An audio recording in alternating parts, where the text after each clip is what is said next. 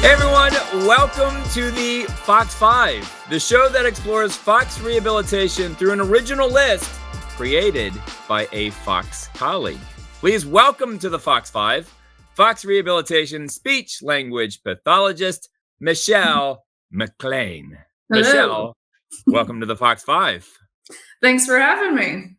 You treat in the Lone Star State. Any chance you know Anna Taptich? I don't. All right. I'll have to get you two together. She was a recent guest on the Fox 5. Oh, very awesome. But as you know, Texas is a huge state. Yes, it's huge. It takes forever to get out of Texas in any direction. So, Michelle, what is your Fox 5 today? So my Fox 5 today is 5 things you may not know about speech language pathology. Yeah. I speak with SLPs often, and there are many myths that they have to dispel about the profession. There's lots of things that people don't know about speech pathology and like what we can help patients with. There's just so much that we can do. And I would imagine when you treat a new patient, you probably have to go through the same spiel many times. Yeah, and I tell them it's hard to tell them all the things we can do, so I try to highlight just the things that they need because I'm like, it's a long list. It's long. All right, so let's dispel myths today on the Fox 5. What is number 1? So number 1 is SLPs working on breath support and control. So SLPs work a lot on breath support and control for like our COPD patients or even our Parkinson's patients.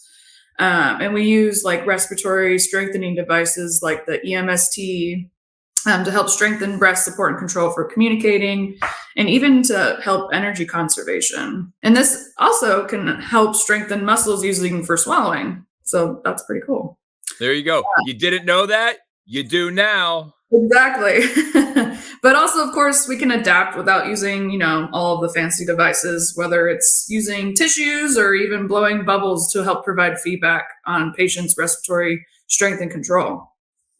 I love the thought of someone blowing into a Kleenex because it's so visual. Yeah. But you can see the results right away. Yeah, that's exactly why it's used, is to help you kind of motivate the patient, like, okay, when I do it this way, it works. Michelle, that brings us to number 2 on your Fox 5. So number 2 is cognition in the tech world. As we all know, cognition is targeted heavily in this population. And I just kind of wanted to highlight how SLPs help cognitive impaired patients with today's technology, because it can be a lot. So especially with, iPhones, I've even created books with pages of instructions and picture diagrams, just to kind of help patients sequence the complex steps of iPhones. And this in turn helps patients becoming more independent and communicating with their loved ones. Yes. I say you got to lean into that tech. Yeah. And some older adults, they're stubborn and they don't want to lean into the tech. But once they discover it, it opens up a whole new world to them. Right. Yeah. Technology can be scary for this population, of course, but even for me, it's scary. Yeah. Technology is always evolving. I'm trying to keep up too. And that brings us to number 3 on your Fox 5.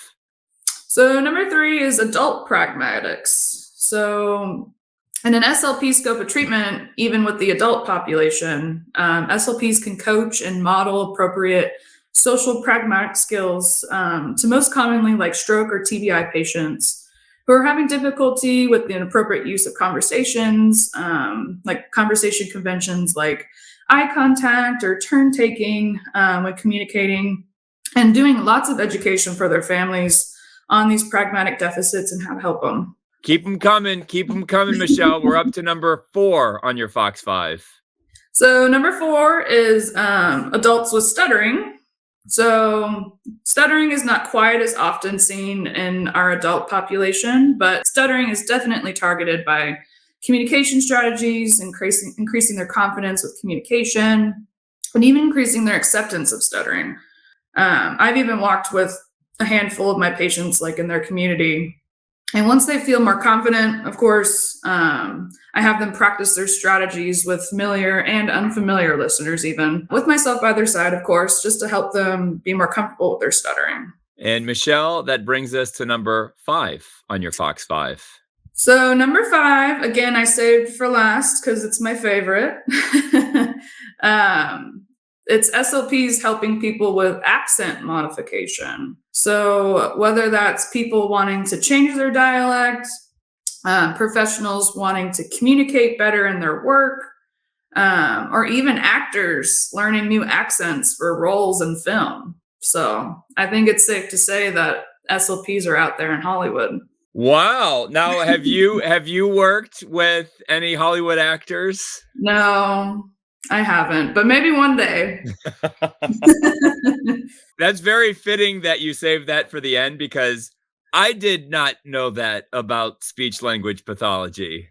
It's definitely a fun fact for sure. Like, that's pretty cool. I might go fly out to California and see if I can get my foot in the door. Well, Michelle, thank you for the time, and thank you for your Fox 5 today. Yeah, thank you so much for having me. So for Michelle MacLean, my name is Jim Shear, and we will see Yins, or y'all, because I know y'all love the y'all down in Texas. We'll See y'all later. later. That's right.